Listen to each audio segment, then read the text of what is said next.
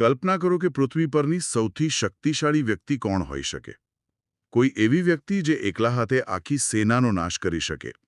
હા, અને અશક્ય લાગતા પર્વતો પણ સરળતાથી ઉઠાવી શકે. બિલકુલ. અને જેની બુદ્ધિમત્તાનો તો કોઈ જવાબ જ ના હોય. સામાન્ય રીતે આપણે વિચારીએ કે આવી વ્યક્તિનું ટાઇટલ શું હશે? કદાચ કોઈ બહુ મોટો સમ્રાટ. હા, અથવા તો આજના સમયમાં કોઈ ગ્લોબલ કંપનીનો પાવરફુલ સીઈઓ કે પછી કોઈ સુપરહીરો. સાચી વાત છે. પરંતુ જે વ્યક્તિત્વ વિશે આપણે આજે વાત કરવાના છીએ તેમને આટલી અપાર શક્તિઓ હોવા છતાં પોતાના માટે માત્ર એક જ શબ્દ પસંદ કર્યો હતો, અને તે હતો સેવક. અરે વાહ, આ ખરેખર બહુ મોટી વાત છે. અને એટલે જ આજના આ ઊંડાણપૂર્વકના વિશ્લેષણમાં આપણે એક અત્યંત રસપ્રદ લેખ અને આધુનિક મનોવૈજ્ઞાનિક વિશ્લેષણ પર ચર્ચા કરવાના છીએ. આજનો આપણો વિષય છે હનુમાનજીના ગુણો અને તેમની અડગ ભક્તિ. ચોક્કસ. અને જુઓ, આ કોઈ સામાન્ય પૌરાણિક કથાનું માત્ર પુનરાવર્તન નથી. ના, જરાય નહીં. આજે આપણી પાસે જે વિશ્લેષણાત્મક લખાણ છે ને, તે હનુમાનજીના જીવનના સિદ્ધાંતોને આજના આપણા આધુનિક, દોડધામ ભરેલા અને અત્યંત સ્પર્ધાત્મક જીવન સાથે જોડે છે. મતલબ કે આજના સમયની વાસ્તવિકતા સાથે. હા, બરાબર.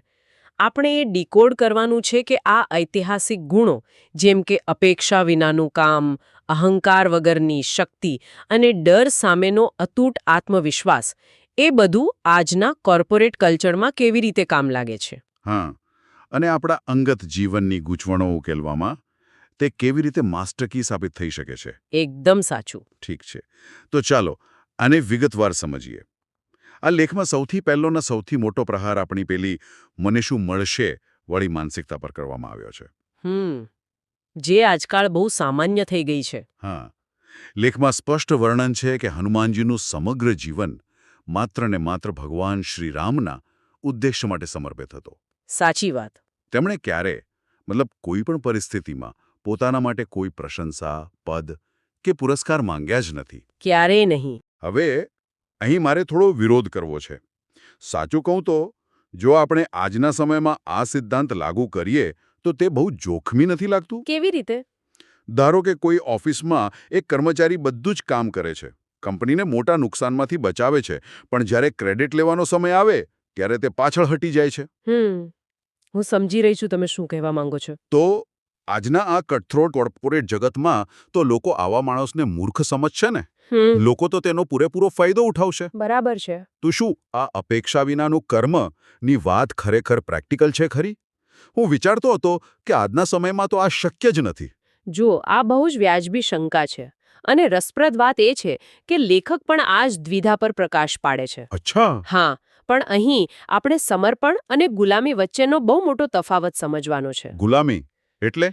એટલે કે જ્યારે આપણે કોઈ પાસે પ્રશંસા કે પુરસ્કારની અપેક્ષા રાખીએ છીએ ને, ત્યારે અજાણતા જ આપણે આપણો રિમોટ કંટ્રોલ તે વ્યક્તિના હાથમાં આપી દઈએ છીએ. અરે બાપરે, આ તો બહુ ડીપ વાત છે. સાચી વાતને. આપણું મૂડ, આપણી ખુશી એ વાત પર નિર્ભર થઈ જાય છે કે આપણો બોસ આપણને વેલડન કહે છે કે નહીં. એકદમ સાચું.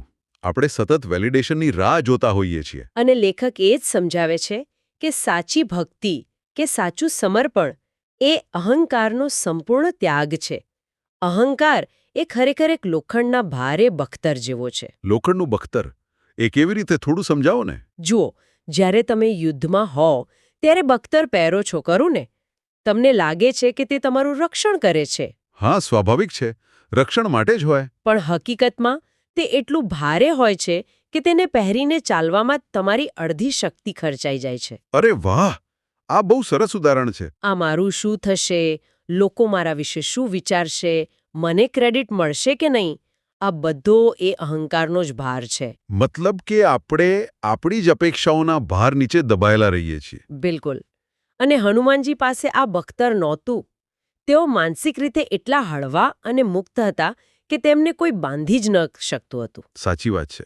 એટલે પેલા ઓફિસના ઉદાહરણમાં પાછા જઈએ તો અપેક્ષા ન રાખવાનો અર્થ એ જરાય નથી કે તમે તમારો હક જતો કરો છો. તો તેનો અર્થ શું થાય? તેનો અર્થ એ છે કે તમે તમારા કામની ગુણવત્તાને લોકોની તાળીઓ પર નિર્ભર નથી રાખતા. તમે કામ એટલા માટે કરો છો કારણ કે તે યોગ્ય છે. હા, મતલબ કે કામ પ્રત્યેની નિષ્ઠા. એક્ઝેક્ટલી. જ્યારે વેલિડેશનની આ ભૂખ મટી જાય છે ને ત્યારે વ્યક્તિ આંતરિક રીતે સૌથી વધુ સ્વતંત્ર અને અનસ્ટોપેબલ બની જાય છે. વાહ, આ ખરેખર એક આહા મોમેન્ટ છે. અહંકારને બખ્તર સાથે સરખાવવાની વાત તો સીધી મગજમાં ઉતરી જાય દેવી છે. હા, અને તે બહુ પ્રેક્ટિકલ પણ છે.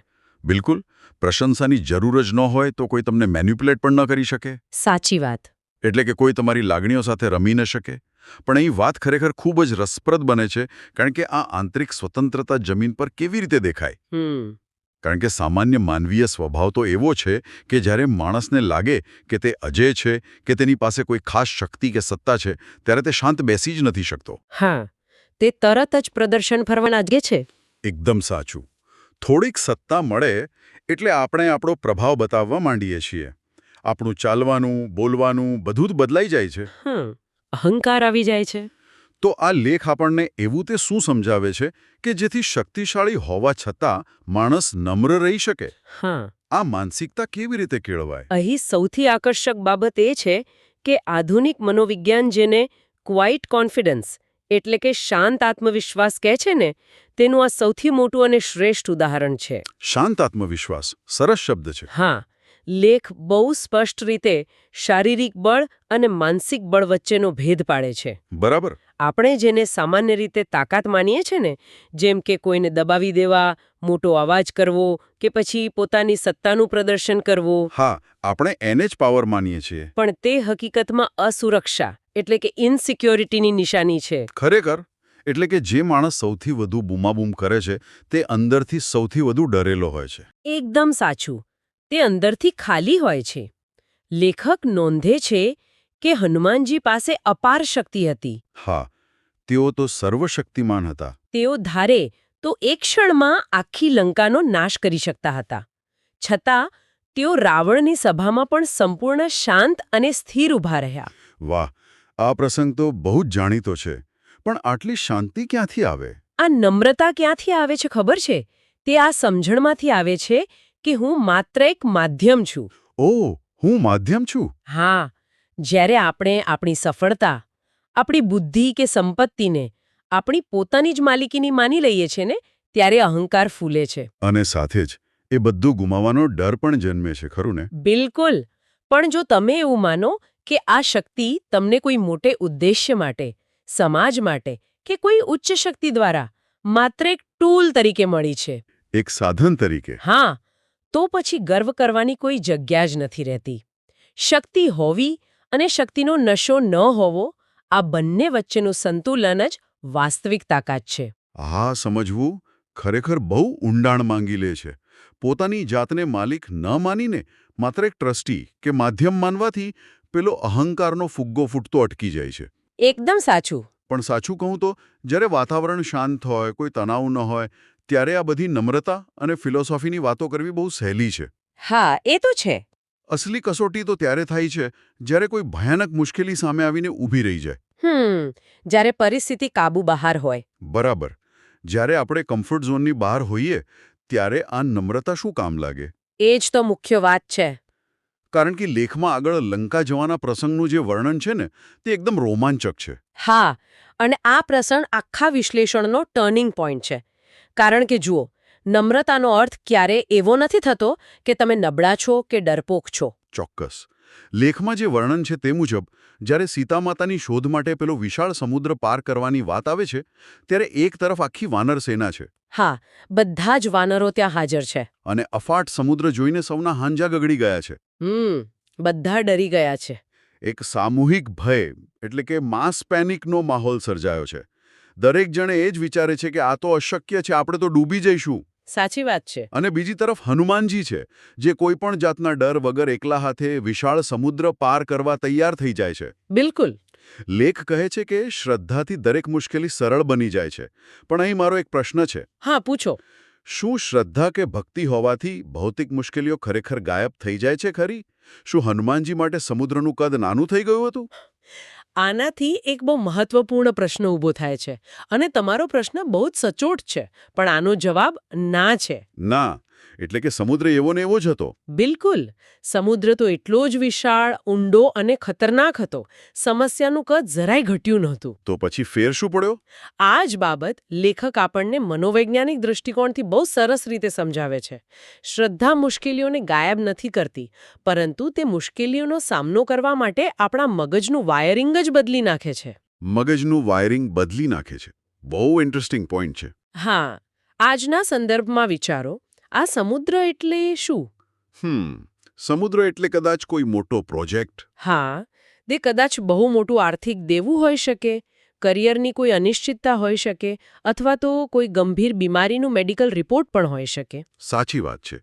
આ બધું આપણા માટે સમુદ્ર જેવું જ ડરાવણું હોય છે. હવે જુઓ, જ્યારે વાનરો સમુદ્રને જોઈ રહ્યા હતા, ત્યારે તેમનું પૂરું ધ્યાન ક્યાં હતું?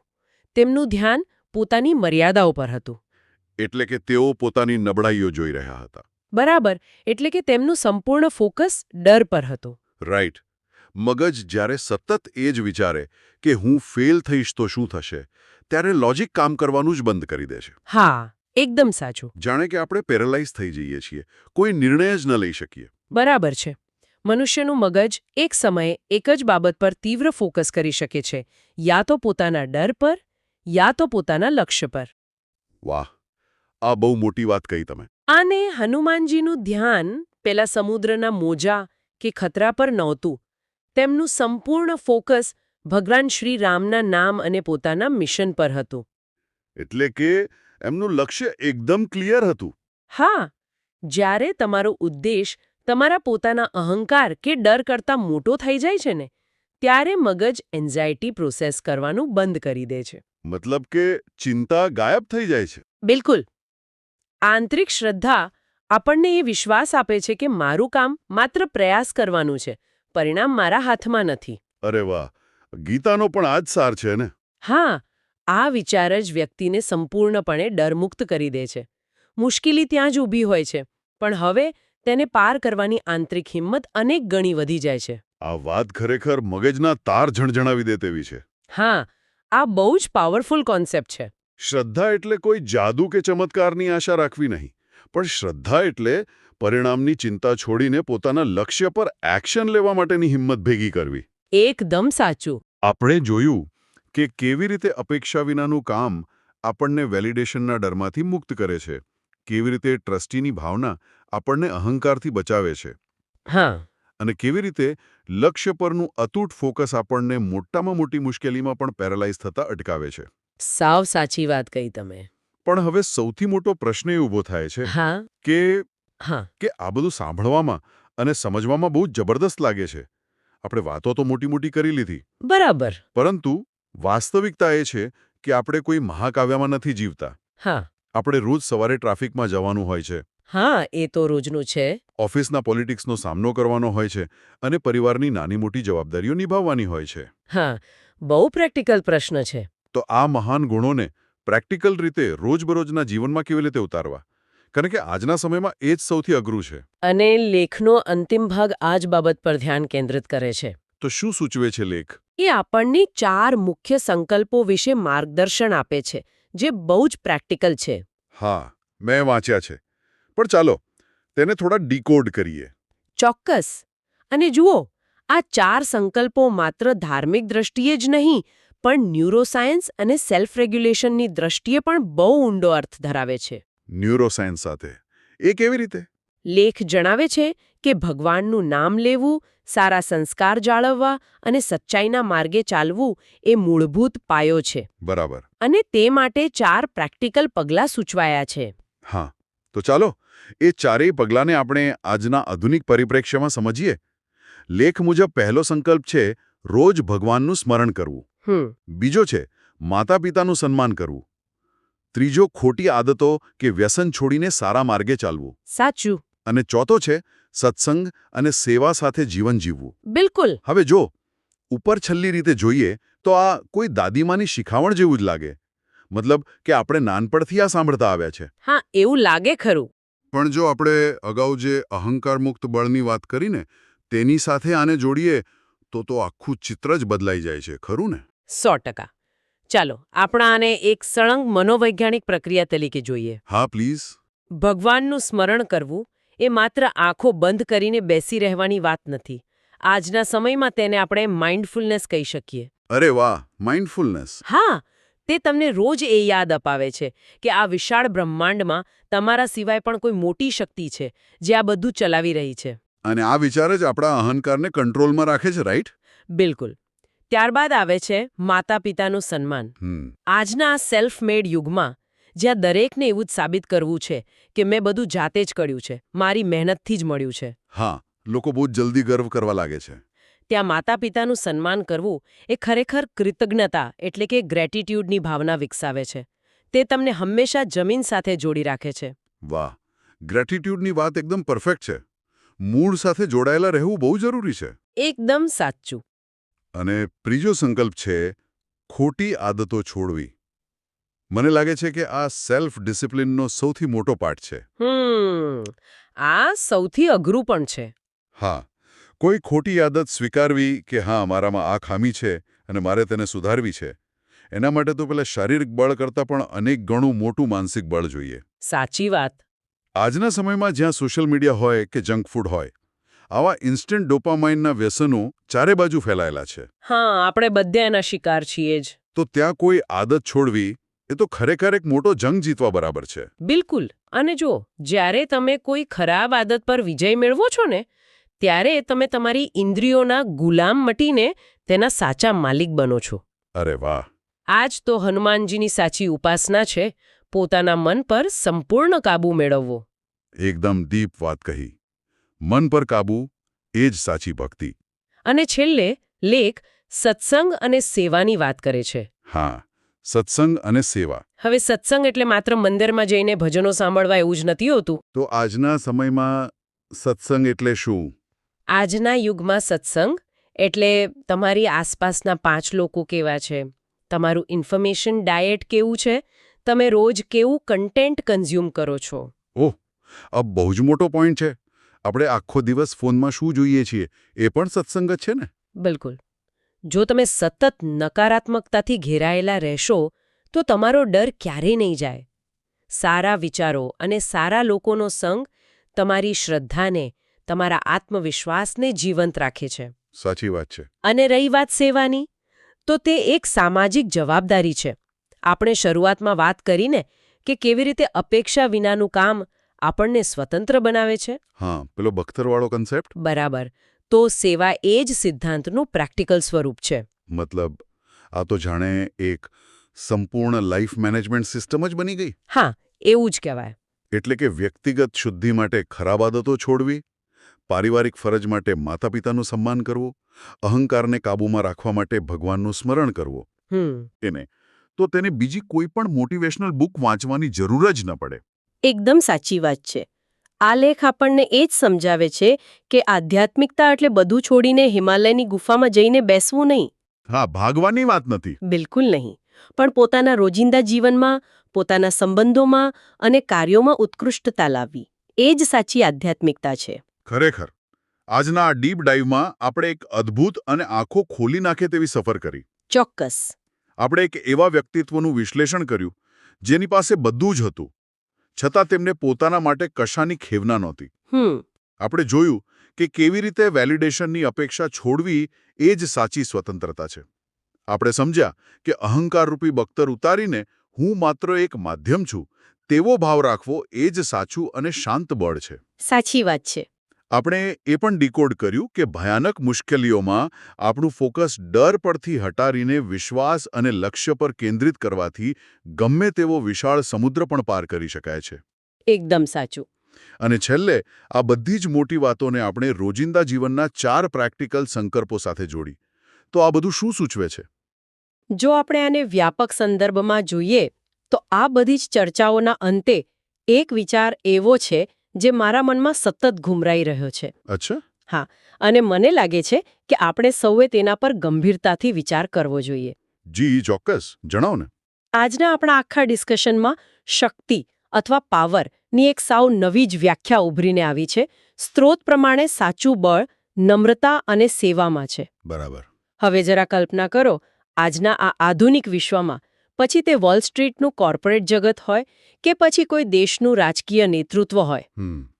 જો આપણે શક્તિને જોવાનો નજરિયો જ આ રીતે બદલી નાખીએ તો. એટલે કે શક્તિની વ્યાખ્યા જ બદલી નાખીએ. હા, જો કોઈ નેતા કે સીઈઓની તાકાત તેના આક્રમક વર્તનથી નહીં, પરંતુ તેની અહંકાર વિનાની નમ્રતા અને સેવાની ભાવનાથી મપાવા લાગે, વાહ! અને તેને જ સર્વોચ્ચ પાવરફુલ ગણવામાં આવે, તો આપણી આસપાસની આ દુનિયા કેટલી બદલાઈ જશે. આ તો આખું ચિત્ર જ બદલાઈ જાય. શું આપણે ખરેખર એવી દુનિયા બનાવવા માટે તૈયાર છીએ જ્યાં સૌથી શાંત અને નમ્ર વ્યક્તિને સૌથી શક્તિશાળી માનવામાં આવે? ઓહ, આ વિચાર ખરેખર બહુ જ પાવરફુલ અને વિચારવા માટે મજબૂર કરી દે તેવો છે. હા, શક્તિના પ્રદર્શન વિનાની શક્તિ.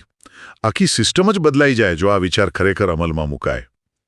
એકદમ ડીપ પોઈન્ટ. આભાર. તો આજના આ અદ્ભુત ઊંડાણપૂર્વકના વિશ્લેષણને આપણે અહીં જ વિરામ આપીએ. આશા છે કે આજના આ વિશ્લેષણે આપણને સૌને આપણા રોજિંદા જીવનના પડકારોને એક નવા જ દૃષ્ટિકોણથી જોવાની પ્રેરણા આપી હશે. ચોક્કસ આપી જશે. આપણે વિદાય લઈએ તે પહેલા આ લેખના અંતિમ શબ્દો જે એક અનહદ ઉર્જા, હિંમત અને નમ્રતાનો સંચાર કરે છે તેનો જયઘોષ કરીશું. જય શ્રી રામ. જય હનુમાન.